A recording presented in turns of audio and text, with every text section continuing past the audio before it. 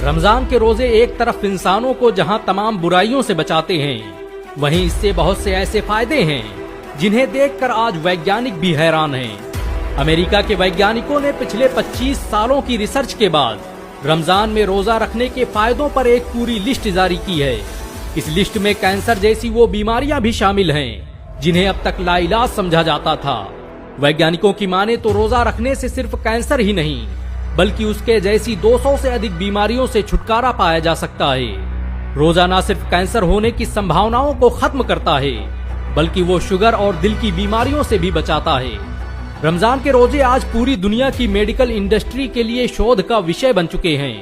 वैज्ञानिकों का कहना है कि वो नहीं जानते कि रमजान के 30 रोजों की शुरुआत इस्लाम में कैसे हुई, लेकिन वो ये जरूर कह सकते हैं कि इस प्रक्रिया को शुरू करने वाला कोई आम व्यक्ति नहीं था, क्योंकि इसके इतने फायदे हैं कि उन्हें किसी एक